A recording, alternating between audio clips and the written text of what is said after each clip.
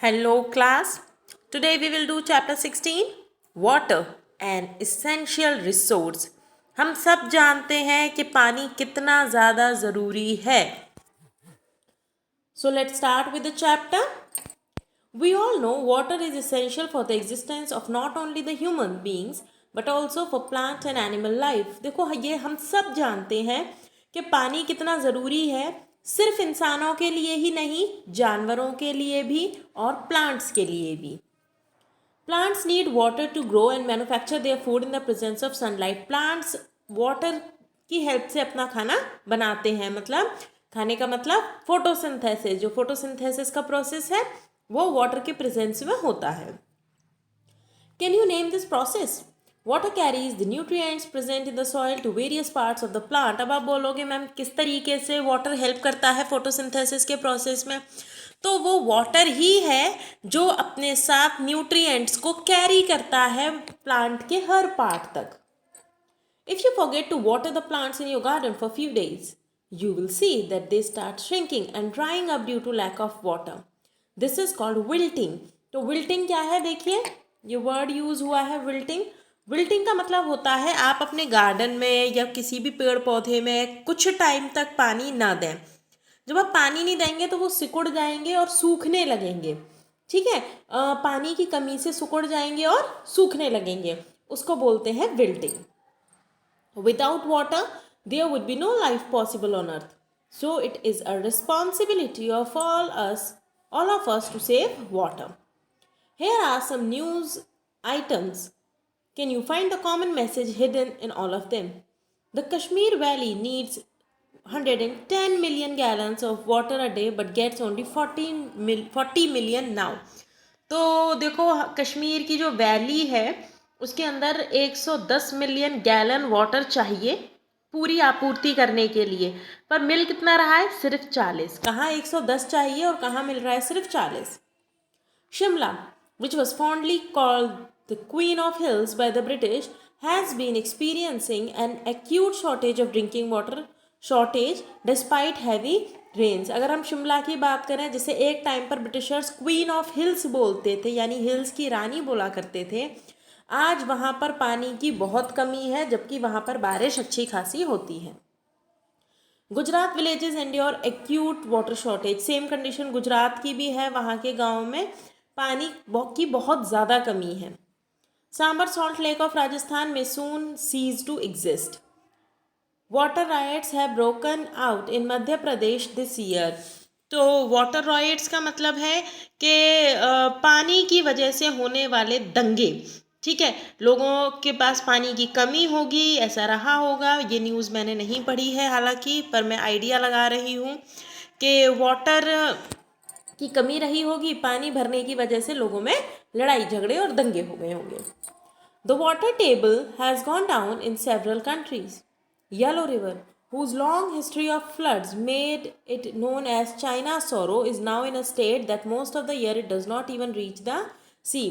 तो अगर हम बात करें येलो रिवर की, जो इसमें हर साल बाढ़ आया करती थी और जिसको चाइना सौरो बोला जाता था, आज उसकी ये कंडीशन है कि साल के ज़्यादातर महीनों में उसके अंदर पानी इतना भी नहीं होता कि वो सी तक पहुँच पाए.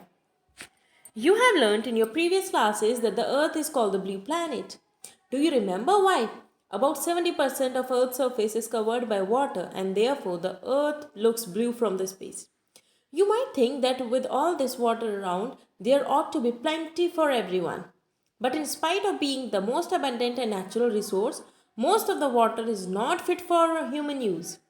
Haven't you heard the famous line, water, water everywhere, not a drop to drink, from the poem The Rime of the Ancient Mariner. तो देखिए, आपने पिछले चैप्टर्स में पढ़ा कि हमारी अर्थ को ब्लू प्लैनेट बोला जाता था. ऑफकोर्स बोला जाता है. क्यों बोला जाता है?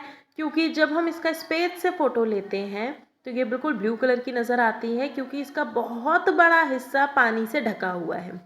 फिर आपके दिमाग में बात आएगी कि भाई ऐसा क्यों है कि जब पानी इतना ज़्यादा है तो भी हमारे लिए पीने के लिए कम है. तो जो ज़्यादातर पानी हमारी अर्थ पर अवेलेबल है वो पीने लायक नहीं है, वो खारी पानी है, सॉल्टी पानी है. उसको हम नहीं पी सकते हैं। पोर्टेबल वाटर बहुत कम क्वांटिटी में ही अवेलेबल है। Now, forms of water in nature. So, water is the only substance in nature which can exist in 3 states.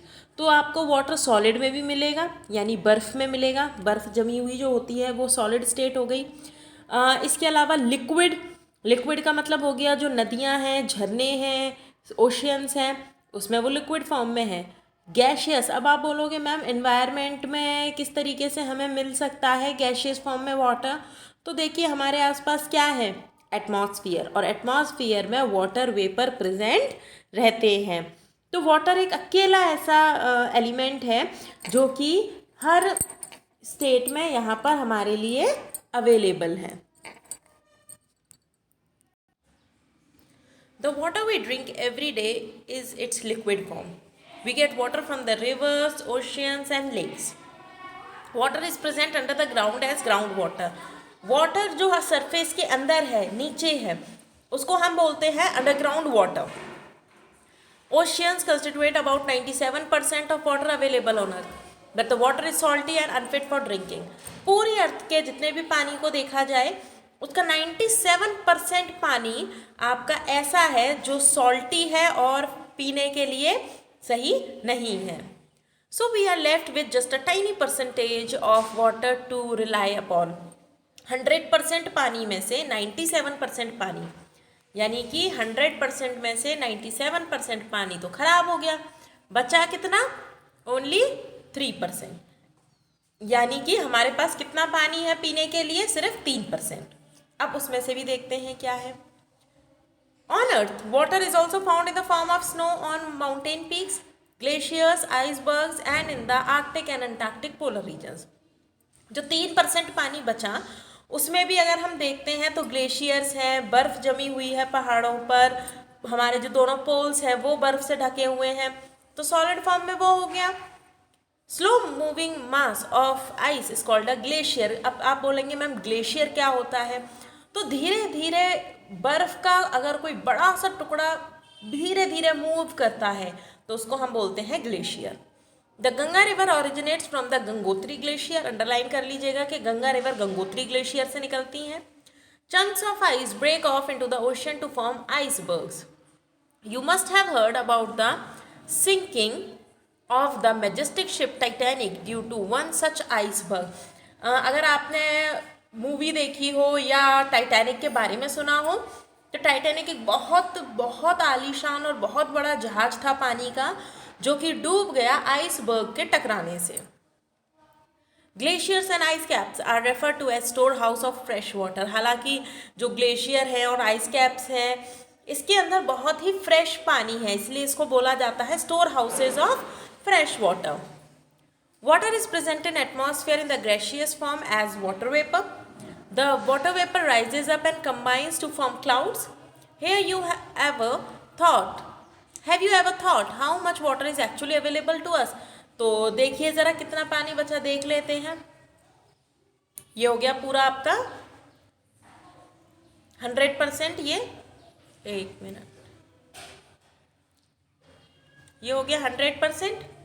Okay, 100% में से आपका जो डार्क ब्लू कलर का है दिस इज 97% वाटर जो कि सॉल्ट वाटर है, पीने लायक नहीं है। सिर्फ 3% वाटर ऐसा बचा जो कि पीने लायक है। 3% में से भी अगर हम इसमें पहुंचे, छोटा सा परसेंटेज रह गया, तो उसमें ग्राउंड वाटर है और इतना बड़ा हिस्सा आइस कैप और ग्लेशियर की फॉर्म में है। तो देख रहे हैं आप, रिवर में 2% बचा और स्वैम्स में 11%, लेक्स में 87%। देख रहे हैं आप कितना, इतना पूरी हमारी अर्थ कवर होने के बाद भी सिर्फ छोटा सा हिस्सा ही हमारे पीने के लिए अवेलेबल है, इसीलिए हमें पानी को हर कीमत पर बचाना है। It is rightly said that water is too much yet too little. तो देखो ये कहावत बिल्कुल सही है अगर कहा जाए तो, कि पानी तो बहुत सारा है पर पीने लायक बहुत कम। We all depend on the surface water for all our needs such as drinking, washing, gardening, irrigation and recreation. The combined mass of water found on, under and above, over the surface of the earth is called hydrosphere. तो अर्थ के surface के ऊपर जितना भी आपको पानी दिखेगा, जितना भी चाहे वो ऊपर हो चाहे वो सरफेस के अंदर हो, उस सबको हम बोलते हैं hydrosphere. It includes the ocean, seas, lakes, ponds, rivers and streams. जैसे कि जो एयर है हमारे पास उसको हम बोलते हैं एटमॉस्फियर, पानी जितना भी है उसको बोलते हैं hydrosphere. Now sources of fresh water, आपको फ्रेश वाटर मिल कहाँ से सकता है? From the above activity, it is learned that there is a very small amount of water available for domestic purposes. The main resources of fresh water are the surface water and groundwater. Now, surface water. The main source of surface water is rain water. तो सबसे अगर हम main source माने हमारे surface water का तो वो है रेन वाटर, क्योंकि जितनी भी नदियाँ हैं, लेक हैं, वो रिचार्ज ही पानी से होती है, बारिश के पानी से। It is the purest form of water. Sometimes the first rain of the season is acidic as it accommodates the impurities present in the environment. The subsequent showers are of pure water. तो just because के धुआं निकलता है, nitrogen oxide निकलती है, sulphur dioxide निकलती है, carbon monoxide निकलती है, तो पहली जो बारिश होती है उसके अंदर तो एसिड प्रेजेंट रहता है, इसलिए हम बारिश को बोलते हैं एसिड रेन। पर उसके बाद की जो बारिशें होती हैं वो फ्रेश वाटर की होती हैं।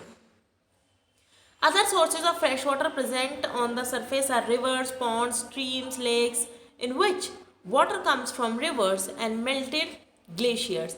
बाकी अगर हम फ्रेश वाटर की बात करें तो आपको मिल जाएगा पॉन्ड्स में, स्ट्रीम्स में, रिवर्स में, और इनमें पानी आता है ग्लेशियर्स के पिघलने से। Rivers and lakes are the main sources of water for large cities. अब है ग्राउंड वाटर। ग्राउंड वाटर मतलब जो हम समर से जो पानी खींचते हैं, दैट इज ग्राउंड वाटर, यानी सरफेस के नीचे जो पानी है। Ground water comes from the natural seeping, also called percolation, of different forms of precipitation such as rain, snow, sleet, hail and other forms of surface water seeping down through the earth soil. बारिश पड़ी, बर्फ गिरी, या आप ये मान के चलिए ओले गिरे, वो सब पिघल जाएंगे, बर्फ़ पिघल जाएगी, ओले पिघल जाएंगे, पानी तो है ही जो बारिश का पड़ रहा है। अब वो कहाँ जाएगा? वो जाएगा ज़मीन के नीचे। It also collected between the layers of hard bed rocks to form the aquifer. The upper level of this water zone is called the water table. जो अपर सरफेस होता है, भाई नीचे पानी भरा हुआ है, ये देखो, ये नीचे पानी भरा हुआ है, पर इसका जो अपर लेवल होगा इसको हम क्या बोलेंगे? Water table. The process of seeping water bye it's downward movement is called infiltration. This water helps recharge the ground water. तो इनफिल्ट्रेशन का मतलब होता है पानी का अपने आप नीचे सरफेस में चले जाना। Water from aquifer can be pumped out by the hand pumps and tube wells. इसमें हैंड पम्प्स और ट्यूबवेल से दिया हुआ है, हालांकि हैंड पम्प तो कम ही देखने को मिलेंगे अब आप लोगों को। आपको समर देखने को मिल सकती है, आपको गांव जाओगे तो ट्यूबवेल देखने को मिल सकते हैं। तो ये जो एक्वीफर होता है, यानी कि ज़मीन के नीचे जो पानी इकट्ठा हो जाता है जिसको हम खींच कर बाहर निकालते हैं, इसको बोलते हैं एक्वीफर। और किस तरीके से निकाल सकते हैं? पहले हैंड पम्प्स चला करते थे, अब भी शायद कुछ रहे होंगे हैंड पम्प्स कहीं ना कहीं, वरना ट्यूबवेल्स और समर से आप पानी निकालते हैं। No uses of water. तो यूजेस ऑफ वाटर तो आप खुद समझ सकते हैं कि पानी की क्या क्या ज़रूरतें आपको हैं। ओके, क्या क्या ज़रूरतें पूरी करते हैं? तो for drinking and for life processes water is essential for human beings and other animals. It helps in eliminating waste from the body. बिना पानी पिए आपकी बॉडी से वेस्ट नहीं निकलते हैं। It regulates the body temperature. इसके अलावा जब देखा है गर्मी ज़्यादा होती है तो मम्मी बोलती हैं बेटा पानी ज़्यादा पियो, ग्लूकॉन डी का पानी पिलाते हैं। जिनके अंदर पानी की कमी हो जाती है फिर वो बेहोश होकर गिरते हैं। तो ऐसा क्यों होता है? क्योंकि ये जो वाटर है ये हमारी बॉडी में टेम्परेचर मेंटेन करने का काम करता है। Chemical changes in the body take place with water as the medium. Chemical changes हमारी बॉडी में क्या क्या होते हैं पानी की वजह से, ये आप हायर क्लासेस में ज़्यादा अच्छे से समझ पाएंगे। एग्रीकल्चर, भाई एग्रीकल्चर तो हम इमेजिन भी नहीं कर सकते बिना पानी के। खेती कैसे होती है जब तक पानी नहीं डलेगी, है ना? Plants absorb nutrients from the soil with the help of water. Without water plants can not conduct the process of photosynthesis. तो फोटोसिंथेसिस नहीं हो सकता अगर पानी नहीं होगा। क्योंकि फोटोसिंथेसिस के लिए जो न्यूट्रिएंट्स चाहिए वो पानी ही एब्जॉर्ब करता है ज़मीन से और वाटर में से, सरफेस में से, तभी तो वो बाकी पार्ट्स में पहुंचा पाता है उन न्यूट्रिएंट्स को। Agricultural food crops grow under proper irrigation facilities where regular water supply is available. इसके अलावा एग्रीकल्चरल एक्टिविटीज़ जितनी भी हैं वो भी ऐसी ही जगह अच्छे से कैरी आउट की जा सकती हैं जहाँ पर सफिशिएंट पानी हो। Industries are the greatest consumers of water. It is used for purposes such as processing, cleaning, transportation, dilution and cooling in manufacturing facilities. Machines के लिए पानी चाहिए ही चाहिए. It is also used for producing hydroelectric power. इसके अलावा hydroelectric power बनाने के लिए, हाइड्रोइलेक्ट्रिक पावर का मतलब ऐसी इलेक्ट्रिसिटी जो कि पानी से बनती है, उसे बनाने के लिए भी ऑफकोर्स जब पानी से बनती है तो पानी चाहिए। फॉर रिक्रिएशनल पर्पसेस जैसे कि स्विमिंग के लिए चाहिए, फिशिंग के लिए चाहिए, सेलिंग के लिए चाहिए। For domestic purposes water is used for bathing, washing clothes and utensils, cleaning the house and sanitation. Our household task will not be complete in the absence of water. एक दिन अगर टंकी में पानी ना हो तो देखो सब कैसे नहाएंगे, घर की सफाई कैसे होगी, बर्तन कैसे धुले जाएंगे, खाना कैसे बनेगा, सोच भी नहीं सकते हैं ना बिना पानी के तो घर में कोई काम करना। Okay, now the journey of water from a river to a tap. अब क्या क्या उसका पूरा का पूरा हम सफ़र जानेंगे कि रिवर से लेके हमारे नलों तक ये पानी कैसे आता है, तो पूरा का पूरा सफ़र चलिए हम जानते हैं। You are fortunate to get water by just reaching a tap instead of a river, lake or tube well. Supply of clean drinking water to the rural and urban areas has always been one of the highest priorities of the government. हमारे लिए कितना आसान है ना, washroom में जाके नल चला लेना है, किचन में जाके नल चला लेना है और आपको पानी मिल जाएगा। पर अगर हम गवर्नमेंट का सोचें या ऐसे एरियाज़ का सोचें जहाँ पर पानी की बहुत ज़्यादा कमी है और इतनी आसानी से पानी अवेलेबल नहीं है, तो हर जगह पर गवर्नमेंट की प्रायोरिटी ये रहती है कि वो प्रॉपर तरीके से पानी को उन तक पहुँचा पाएँ। There is a network of underground tubes and pipes laid down by the civic bodies which draw water from natural water bodies such as rivers, ponds and lakes. The water is filtered, treated to make it pure and then delivered to our homes. अब आपने देखा होगा कि कई लोगों के यहाँ तो समर से काम चल जाता है, कईयों के यहाँ समर भी होती है और सप्लाई का पानी भी आ रहा होता है, बोलते हैं ना सप्लाई का पानी। तो सप्लाई का पानी क्या है कि पाइपलाइंस बिछाई जाती हैं, पाइपलाइन से फिर उस पानी को घरों तक सप्लाई किया जाता है। कैसा पानी होता है, वो होता है रिवर्स का, लेक का। उसको पहले साफ़ किया जाता है, ट्रीट किया जाता है, उसके बाद उसको घरों तक पहुंचाया जाता है। How does water circulate around us? Water changes its form as it passes through the water cycle. It is also known as hydrologic cycle. इसको क्या बोलते हैं वाटर साइकिल को? आपने बचपन से वाटर साइकिल के बारे में पढ़ा है और इसको बोलते हैं hydrologic cycle. It is the journey water takes from the land to the atmosphere and back again. It involves many processes. ये बस एक लाइन में अगर हम बोलें तो पानी का सरफेस से जाना और फिर वापस आना, इसको बोलते हैं वाटर साइकिल या हाइड्रोलॉजिक साइकिल। पर पानी का सरफेस से जाना यानी वेपर के फॉर्म में जाना और फिर दोबारा से बारिश, हेल, स्लीट इस फॉर्म में वापस आना, इसके अंदर बहुत सारे प्रोसेसेस इन्वॉल्व हैं। The water cycle is powered by solar radiations. The sun provides the energy to maintain the flow of water through various processes such as evaporation, condensation, and precipitation. Excess of rainfall in a particular area causes floods, whereas lack of rain leads to drought.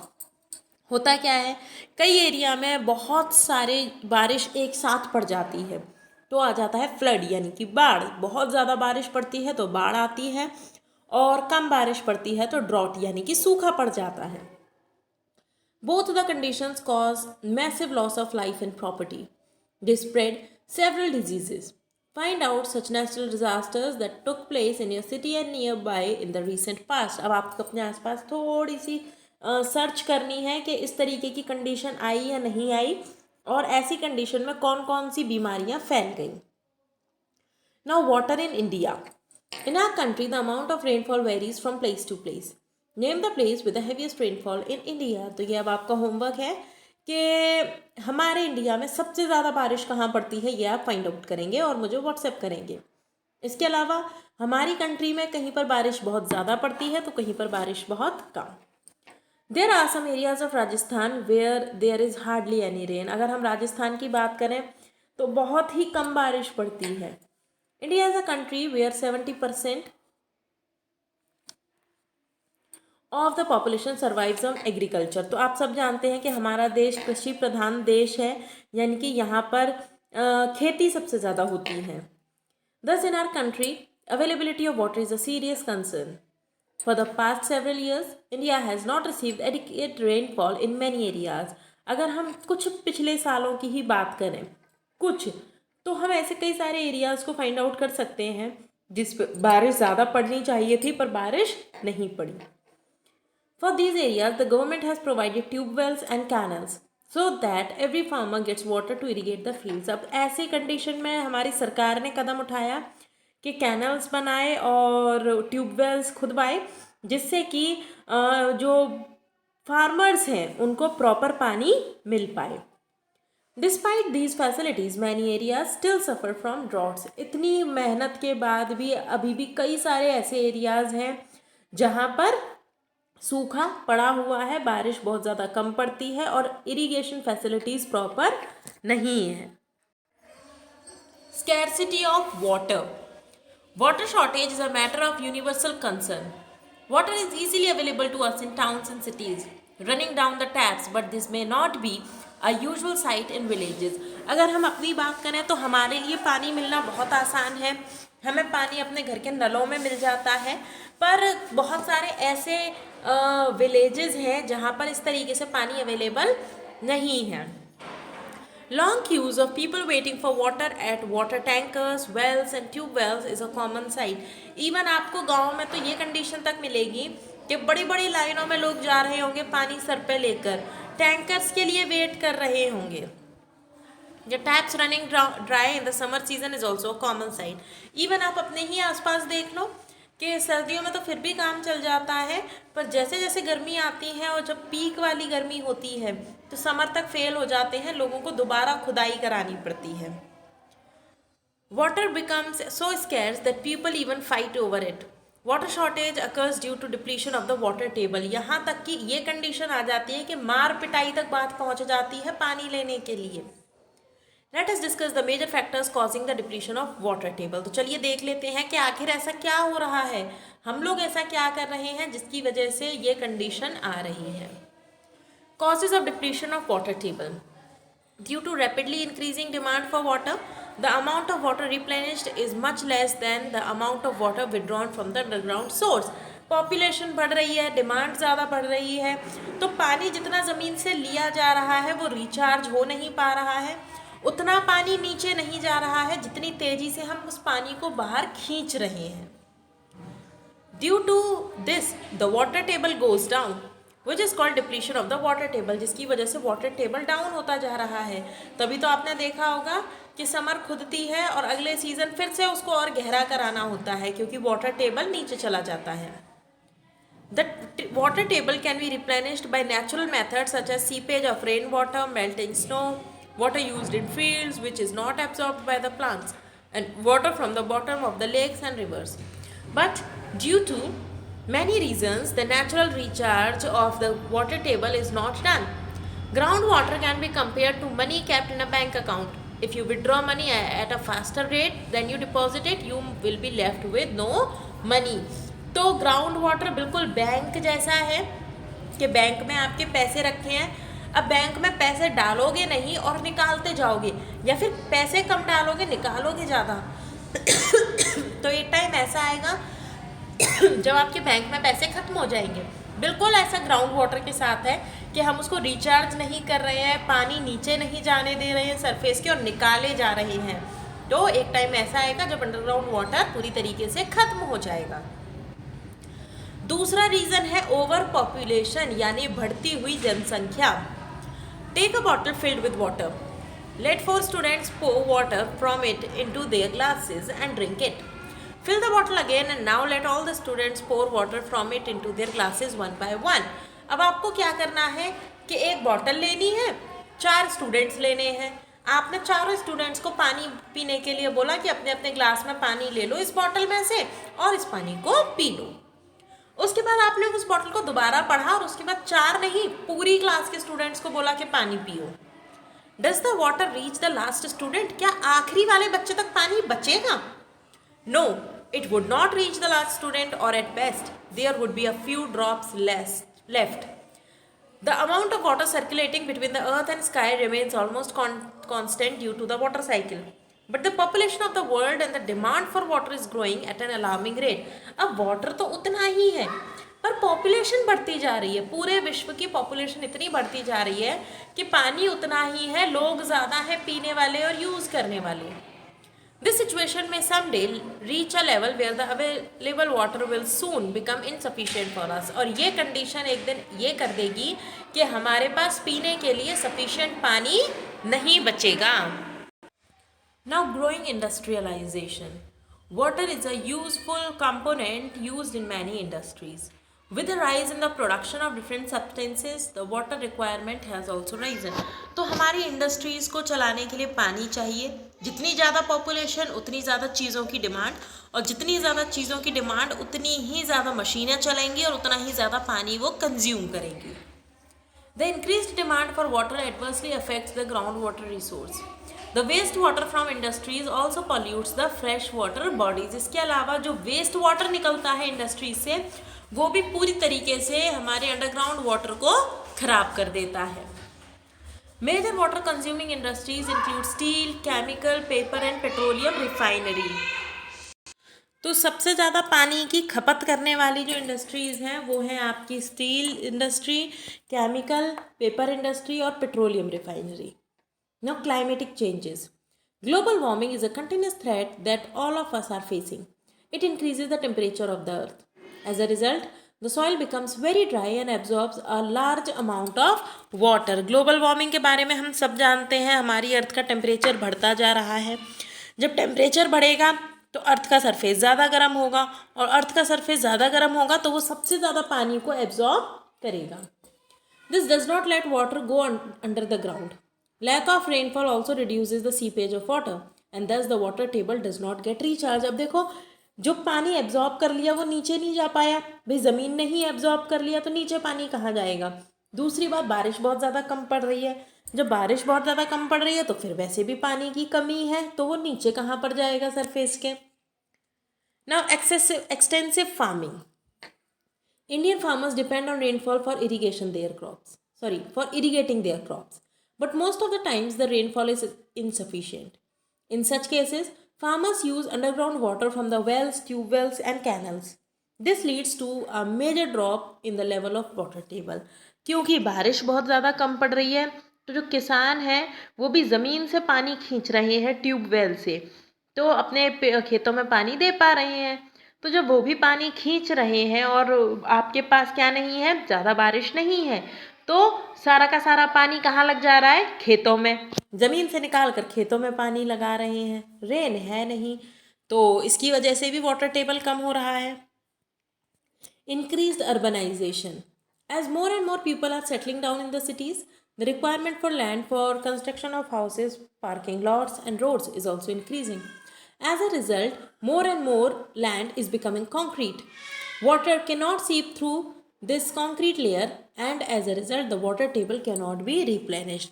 देखो कच्ची ज़मीन होगी, कच्ची ज़मीन का मतलब कि मिट्टी होगी, ठीक है, पूरी की पूरी मिट्टी पड़ी होगी, उस पर सीमेंट नहीं होगा तो पानी उसके अंदर से सीप होकर यानी कि अंदर चला जाएगा, उसके सरफेस के अंदर चला जाएगा।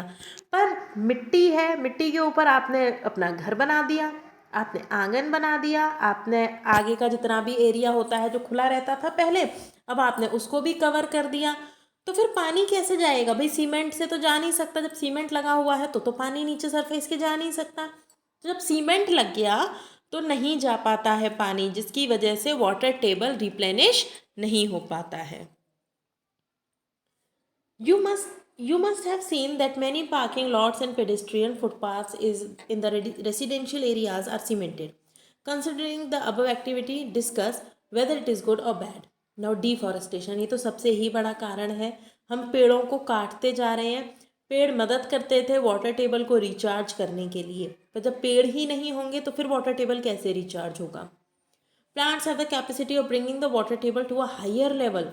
Cutting down of trees leads to a further reduction of water seepage through their roots. Actually होता क्या है, जो पेड़ की जड़ें होती हैं वो पानी सोख लेती हैं और सोख कर नीचे भेजती रहती हैं, पर जब पेड़ नहीं तो जड़ें नहीं, और जड़ें नहीं तो पानी रिचार्ज नहीं हो पाएगा, ग्राउंड वाटर रिचार्ज नहीं हो पाएगा.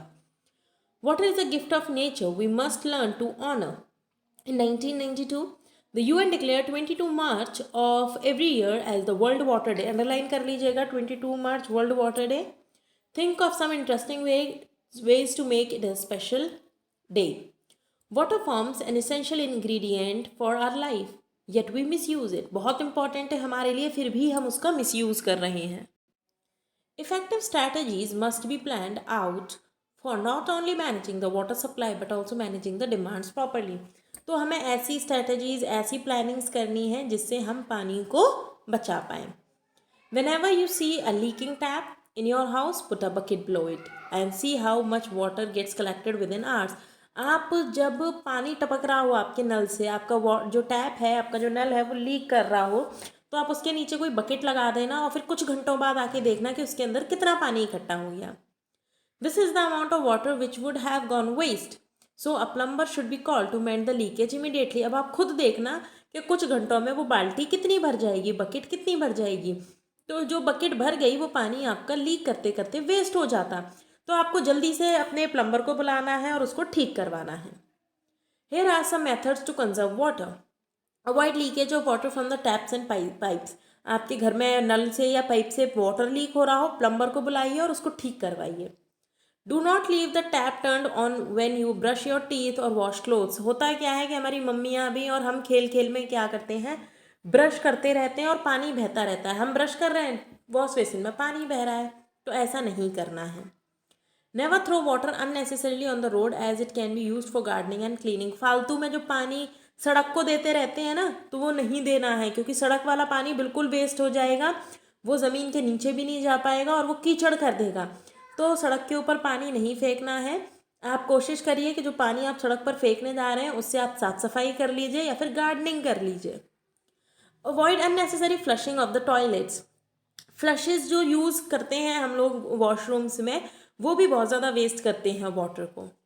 Use a mug and bucket instead to of a shower to take bath or wash your car. Shower use ना करें नहाने के लिए, बकेट और मग का यूज़ करें, क्योंकि शावर होता है भाई लगे हुए हैं नहाने में और शावर से पानी आ रहा है और वो पूरा का पूरा वेस्ट होता है. Water your lawn only when it is needed. अपने लॉन में तभी पानी दें जब उसको ज़रूरत हो. ऐसा नहीं है कि आप डेली समर के पाइप से लग गए और पानी देने लगे हुए हैं. Use a broom instead of a house pipe to clean the outdoors. इसके अलावा घर के बाहर कई बार क्या करते हैं कि सीधा सीधा पानी लगा देते हैं समर का, कि लो सफाई कर दें. तो ऐसा ना करें, झाड़ू से उसकी सफाई कर दें बाहर घर के, जिससे कि वह पानी वेस्ट ना हो. Install taps with reduced flow of water. ऐसे नल लगाइए जिसमें कम कम पानी निकले, ज़्यादा प्रेशर से पानी ना निकले. रीयूज़ द वाटर व्हेनेवर और वेयरएवर पॉसिबल. जहाँ भी पॉसिबल हो आप वाटर को रीयूज़ करिए. Use drip irrigation for agriculture. Drip irrigation prevents wastage of water by supplying water directly to the roots of the plants through narrow tubes. Drip water irrigation बहुत अच्छी चीज़ है irrigation के लिए. उसमें क्या होता है कि पाइप्स को इस तरीके से सेटल किया जाता है, इस तरीके से बिछाया जाता है कि जो पानी उस पाइप में से पानी निकलता है वो सीधा पेड़ की जड़ों में जाता है और इधर उधर पानी वेस्ट नहीं होता है. Now managing water resources. सबसे पहले dams. One of the most efficient ways to manage water resources is the construction of dam across the river. तो सबसे अच्छा तरीका है पानी को मैनेज करने का कि रिवर पर आप डैम बनवा दीजिए. A man-made lake called reservoir is made behind the dam that helps in storing water for future distribution. Dams are also called multi-purpose projects as they also help in generating hydroelectricity besides irrigation. तो dams का जो पानी होता है इससे irrigation facilities भी आप provide करा सकते हैं. इसके अलावा जो पानी बहुत ऊंचाई से गिरता है उससे आप हाइड्रो इलेक्ट्रिसिटी भी बना सकते हैं, यानी ऐसी इलेक्ट्रिसिटी जो कि वाटर की हेल्प से बनती है। They are helpful in controlling floods and even serve as a tourist attraction. Water management and conservation is the responsibility of not just the government but of each of one of us. So rain water harvesting भी एक अच्छा तरीका है जिससे हम बारिश के पानी को बचा सकते हैं और आगे के टाइम में यूज़ कर सकते हैं. Rain water harvesting is one such method which helps recharge the underground water. In areas with inadequate groundwater supply or surface resources, rainwater harvesting offers an ideal solution. The basic principle behind this system is to catch water where it falls. तो जहाँ भी कहीं पानी गिर रहा हो बारिश का उसको आप स्टोर कर लीजिए, और ऐसी जगह पे जहाँ पर बारिश बहुत कम पड़ती है और पानी की कमी है वहाँ के लिए तो रेन वाटर हार्वेस्टिंग वरदान है. Rainwater harvesting is collecting water from the rooftops, roads and surface runoffs and storing it in tanks. It can also be used to recharge the groundwater directly. कई बार तो इस तरीके का कंस्ट्रक्शन किया जाता है कि पानी छत पर पड़ रहा है, पाइप के थ्रू वो सीधा ज़मीन के नीचे जा रहा है जिससे कि ग्राउंड वाटर रिचार्ज हो जाता है. Rainwater harvesting has traditionally been practiced in India. Some traditional water harvesting systems are Bawris, step wells and Jiris. Many of the modern water harvesting structures used in India are based on these models. तो बावड़ी बनाई जाती थी, पहले तो बावड़ी बोलते थे इसे, है ना. बावड़ी बनती थी जिसमें पानी इकट्ठा हो जाता था बारिश का. इसके अलावा स्टेप वेल्स मतलब ऐसे कुएं जिसमें सीढ़ियों के थ्रू नीचे जा सकते हैं. Many of the modern water harvesting structures used in India are based on these models. Find out how many upcoming buildings in your neighborhood are getting these systems installed. In dry states like Rajasthan and Gujarat, the revival of traditional water harvesting structures is being done for water retention. Rajasthan और गुजरात में तो कोशिश की जा रही है इस तरीके के स्ट्रक्चर्स दोबारा से रिवाइव करने की जहाँ पर पानी को स्टोर किया जा सके. Here is the story of the rainmaker of Gujarat who solved farmers' water woes. Samji Bhai Antala, a 75-year-old man, has been fighting single-handedly to save water in drought-prone Saurashtra यानी गुजरात. तो गुजरात में जो सौराष्ट्र है वहाँ पर एक बंदा अकेला लड़ रहा है पानी को बचाने के लिए. Saurashtra, a land with history of severe water scarcity, hostile climate and rocky land, is now self-sufficient in water availability. एक सौराष्ट्र ऐसी जगह थी जहाँ पर उसका जो इतिहास है वहाँ पर पानी की कमी थी, क्लाइमेट भी इतना ज़्यादा खास नहीं था, पर आज वो खुद को पानी की अवेलेबिलिटी करवा पा रहे हैं. He made the fields of Saurashtra green by teaching people the importance of rainwater harvesting. He has revived hundreds of dead wells by a simple idea. Recharge open wells by diverting rainwater into it. तो उन्होंने बोला ऐसा करो जितने भी आपके कुएं हैं उन सबको रिचार्ज कर लो. कैसे कर लो कि रेन वाटर इस तरीके से डिज़ाइन करो कि बारिश का पानी सीधा का सीधा वेल में जाकर गिर जाए, और जब बारिश का पानी वेल में जाएगा तो वेल भर जाएंगे. He is a member of the Gujarat ecology commission, state watershed mission advisory committee and Rajiv Gandhi watershed mission. He was recently honoured with the real hero awarded by CNN IBN. तो इनको रियल हीरो का award भी मिला हुआ है.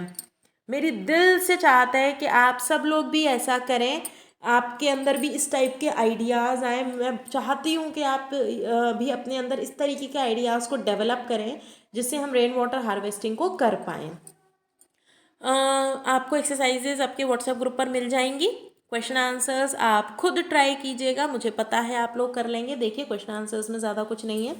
What is water table, how is it formed, what are the causes of depletion of water table, ये हम अच्छे से कर चुके हैं कि वाटर टेबल क्यों कम हो रहा है. What is rain water harvesting क्या है और ये क्यों ज़रूरी है. तो देखो कितने ईजी है ये क्वेश्चन आंसर्स, आप कर सकते हैं. नेक्स्ट क्लास में हम करेंगे next chapter. Till then bye bye.